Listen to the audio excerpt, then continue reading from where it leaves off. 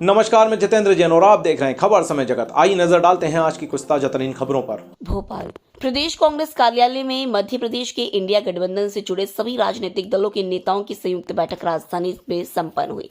करीब 2 घंटे चली इस बैठक में लोकसभा चुनाव 2024 को लेकर चुनावी रणनीति और समन्वय सहित अन्य कई मसलों पर विस्तार से चर्चा हुई और निर्णय लिए गए। कांग्रेस प्रदेश अध्यक्ष जीतू पटवारी ने कहा कि सभी राजनीतिक दलों संगठनों के नेताओं ने एक स्वर में भाजपा के खिलाफ आक्रामक तरीके से संघर्ष करने और लोकतांत्रिक लूट के खिलाफ एकजुट होकर लड़ाई लड़ने का संकल्प लिया। बैठक में यह भी निर्णय हुआ कि हमारी यह एकजुटता सिर्फ लोकसभा चुनाव तक सीमित न रहकर फांसीवादी विचारधारा के खिलाफ भविष्य में भी लंबे समय तक जारी रहेगी। सभी यहाँ उपस्थित गठबंधन के इंडिया गठबंधन के सम्मानित नेतागण, प्रदेश अध्यक्षगण, प्रतिनिधिगण, मैं सबका स्वागत करता हूँ।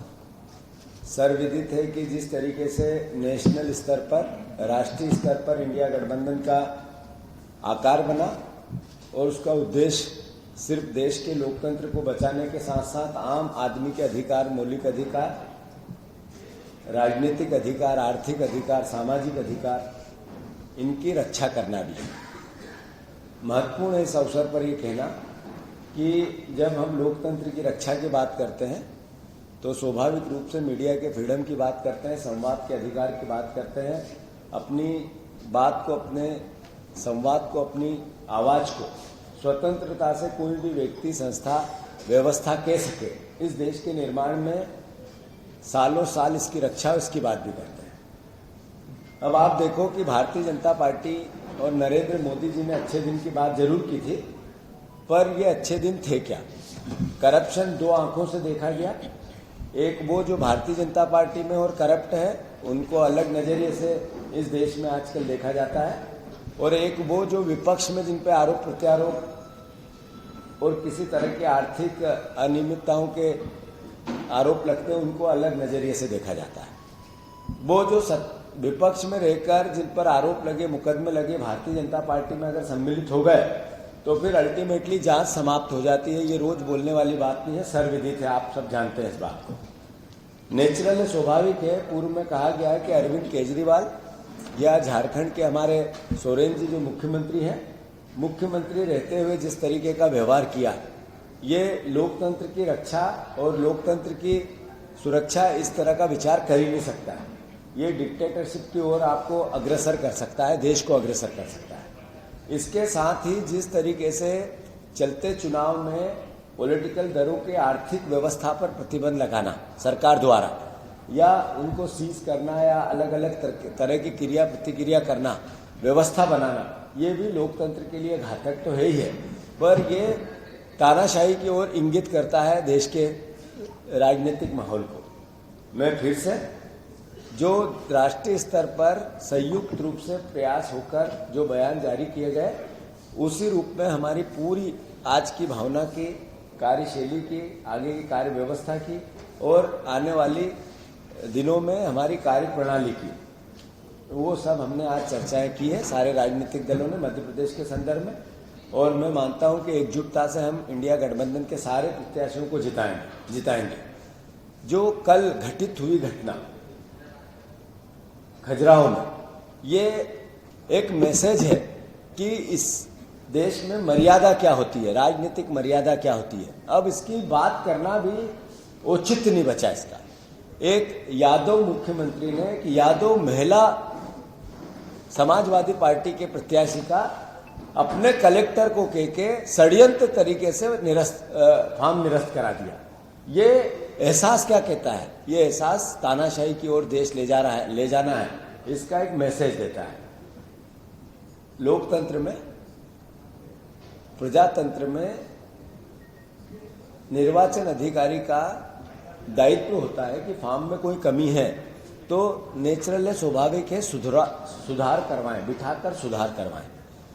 एक फोटोकॉपी है जिसमें हर जगह साइन है, पर कलेक्टर का ये बोलना कि एक फॉर्म पे सिग्नेचर नहीं है, ये कहना अपने आप में इस बात का घोतक है कि जो फोटोकॉपी में साइन है और आप में नहीं है, वो फॉर्म हमें दे दो, दिखा दो, मीडिया को बता दो। तो कहा ये फ्रीज हो चुका है। अब कोर्ट में आप जाओगे तो ही बताया जाएगा, अब नहीं दिया जाएगा। ये बताता है कि हम कुछ नहीं मानेंगे। जो छोटे छोटे चुनाव में, सरपंच के चुनाव में हठधर्मिता होती है, वो हठधर्मिता हम सांसद के चुनाव में, देश की सबसे बड़ी पंचायत के चुनाव में करेंगे।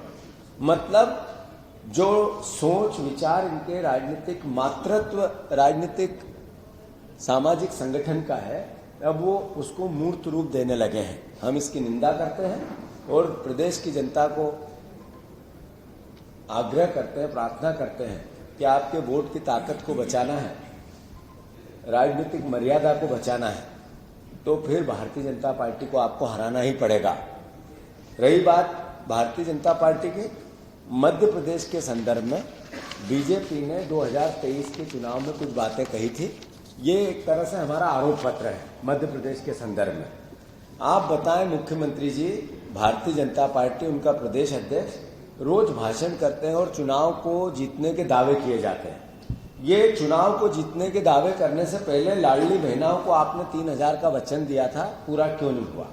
क्या कारण है कि उन्हीं बहनों को उन्होंने कहा था एक पक्का मकान, 1.3 करोड़ लाडली बहनाएं थी, 1.3 करोड़ लाडली बहनों को पक्का मकान देंगे। उस पर इस 4 महीने में एक रामायण और गीता जैसे वचन पत्र पर यह सरकार क्यों नहीं आई? ग्रामीण महिलाओं के लिए लखपति बनाएंगे, 15 लाख महिलाओं को लखपति योजना के अंतर्गत कौशल विकास में जोड़ने की बात कही थी। एक शब्द भी इस पे क्यों नहीं बोला गया? क्या कारण है कि लाडली लक्ष्मी के कुल 2 लाख, लाडली लक्ष्मी को कुल 2 लाख देंगे, सभी बीपीएल परिवार की बालिकाओं को जन्म से 21 वर्ष तक यह लाभ मिलेगा और लखपति बहना बनेगी। उस योजना का क्या हुआ? 450 का सिलेंडर देंगे उज्ज्वला योजना के अंतर्गत आने वाली बहनों को, वो योजना चालू क्यों नहीं हुई? जैसा मैंने कहा, केजी से पीजी तक बीजेपी के घोषणा पत्र की बातें हैं, ये कोई मेरे मन की नहीं है। केजी से पीजी तक अब महिलाओं को मुफ्त शिक्षा मिलेगी, उस पर सरकार एक कदम भी आगे क्यों नहीं बढ़ी? जैसे किसानों को भाजपा ने कहा था कि हम 2700 रुपए गेहूं का दाम देंगे, 3100 धान का दाम देंगे और 12,000 रुपए वित्तीय सहायता मध्य प्रदेश की अब सरकार करेगी। खबर समय जगत के लिए भोपाल से संवाददाता आदित्य सराठे की report. For latest news, subscribe to our channel and press the bell icon.